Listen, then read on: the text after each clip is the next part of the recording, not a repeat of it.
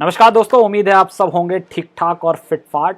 आज मोदी जी ने एक नई स्कीम लॉन्च करी जिसको कहा कि transparent taxation honouring the honest, यानी ईमानदार को उसकी ईमानदारी का सिला दिया जाए। और इसके लिए उन्होंने अब फेसलेस असेसमेंट के साथ फेसलेस अपील की भी एक सुविधा जारी कर दी है। दरअसल ये बात क्या है कि पिछले साल 2019 में बजट में ये प्रोविजन डाला गया था जिसमें कहा गया था कि अब असेसमेंट, इनकम टैक्स असेसमेंट जो होते हैं वो फेसलेस हो जाएंगे, जिसको कि बाद में ई असेसमेंट स्कीम 2019 बोला गया। इस प्रोविजन से ये फैसिलिटी बनाई गई कि अब जितने भी असेसमेंट होंगे उसमें किसी भी सिटीजन को टैक्स ऑफिसर से मिलने की जरूरत नहीं है। अगर उसके खाते में जो उसने फाइलिंग करी है उसमें कुछ गड़बड़ी है तो टैक्स ऑफिसर ऑनलाइन उस व्यक्ति से डिस्कशन करेगा और चीज को सॉल्व करेगा।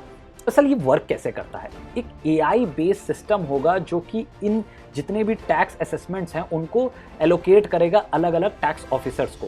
तो ये हो सकता है कि कोई कोची का व्यक्ति जिसने टैक्स पे किया और अपना असेसमेंट भरा है तो वो किसी पटना में बैठे टैक्स ऑफिसर को असाइन हो जाएगा वो केस, और फिर वो उसको असेस करेगा। बेसिस पे अगर कोई इसको क्वेरी होगी तो वो कोची में उस पर्सन से पूछ सकता है, लेकिन ये सब फेसलेस तरीके से होगा और ये पूरा रैंडम एलोकेशन होगा। इससे फायदा ये है कि करप्शन होने के चांसेस बहुत हद तक रिड्यूस हो जाएंगे, क्योंकि ये फेसलेस है, कोई फिजिकल इंटरेक्शन नहीं है, तो वो जो इनकम टैक्स ऑफिसर की धमक होती थी वो कम हो जाएगी। लेकिन इसमें कुछ एक्सेप्शंस हैं। एक्सेप्शन नंबर 1 है सीरियस फ्रॉड अगर कोई है, अगर मेजर टैक्स एवेजन्स हैं, अगर सेंसिटिव केसेस हैं कुछ और सर्च के मैटर हैं, और या फिर ब्लैक मनी एक्ट के अंडर कोई प्रॉपर्टी आ रही है, बेनामी प्रॉपर्टी के अंडर कोई अगर केस आ रहा है, तो इन सब के लिए फिजिकल इंटरेक्शन होगा। लेकिन इन एक्सेप्शंस को छोड़ के बाकी सारी चीज़ों के लिए कोई फिजिकल इंटरेक्शन नहीं होगा।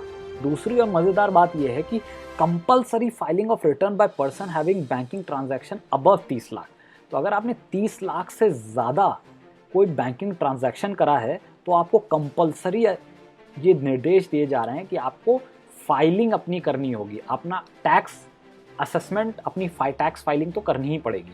दूसरा एक मज़ेदार पॉइंट ये है कि अगर आप 40,000 से ज़्यादा का रेंट भर रहे हैं तो भी आपको देना पड़ेगा।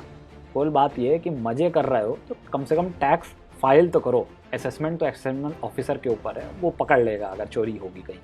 लेकिन इसमें सोचने वाली बात यह है कि इसको ऑपरेशनलाइज कैसे करेगी।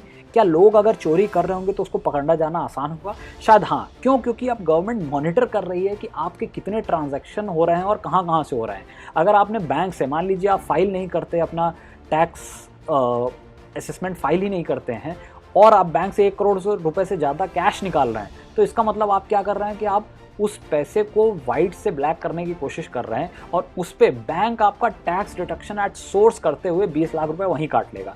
तो मत करिए आप फाइल, गवर्नमेंट पैसा ले लेगी। ऐसे ही ऐसे प्रोविजंस बनाए गए हैं। इससे होगा एक ये कि जो व्यक्ति पैसा तो रखता है लेकिन टैक्स नहीं भरता और पूरा एंजॉय करता है, उन सब की धरपकड़ बड़ा आसानी से हो जाएगी। और अगर धरपकड़ नहीं भी हुई तो गवर्नमेंट को तो सिर्फ पैसे से मतलब है ना, वो उतना पैसा ट्रांजैक्शन से काटना शुरू कर देगी रादर देन आपसे टैक्स के लिए दरख्वास्त करने से। फॉर एग्जाम्पल, कार के केस में अगर आप 10 लाख रुपए से ऊपर की एक कार खरीदते हैं तो उसमें 1% के करीब टीडीएस वहीं कट जाता है, यानी 10,000 रुपए।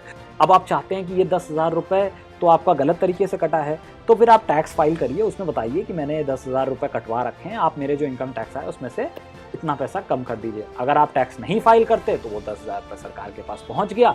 और ऐसे ही कई मीडियम सरकार टाइम टू टाइम बनाती रहेगी जिससे कि उनके पास वो पैसा धीरे धीरे पहुंचता रहेगा। तो अगर आप टैक्स नहीं फाइल करना चाहते हैं, मत फाइल करिए, सरकार को पैसे से मतलब है और वो ले लेगी, जो कि कुछ हद तक ठीक भी है।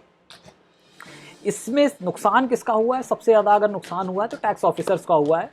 ईमानदार टैक्स ऑफिसर्स की बात नहीं कर रहा हूँ मैं। एक और चीज़ है कि शायद टैक्स ऑफिसर्स को बहुत सारे काम करने में दिक्कतें आए, वो एक जेन्युइन दिक्कत है और उसके लिए हो सकता है जैसे जैसे टेक्नोलॉजी अपग्रेड हो, वीडियो कॉन्फ्रेंसिंग बढ़े, ये प्रॉब्लम्स भी सॉल्व होती थी। आईआरएस एसोसिएशन ने पिछले साल जब ये स्कीम लाई थी तब ही एक चिट्ठी लिख करके सीबीडीटी के चेयरमैन से कहा कि भाई बहुत दिक्कत होने वाली है और समझ लीजिए बहुत कॉम्प्लिकेशन होंगी। खैर वो चीज़ें उसके बाद तो उन्होंने कभी इस बात का जिक्र नहीं किया, लेकिन जब भी कभी चेंजेस आते हैं तो हर एम्प्लॉय को हर जगह वो दिक्कतें होती हैं और वो होंगी भी। हम उम्मीद करते हैं कि ये जो चेंजेस आ रहे हैं ये पूरे सिस्टम को अच्छा और सुदृढ़ बनाने के काम आए। अगर आपकी कोई वीडियो अच्छा लगा हो तो इसे लाइक करिए, शेयर करिए और चैनल को सब्सक्राइब करिए। धन्यवाद।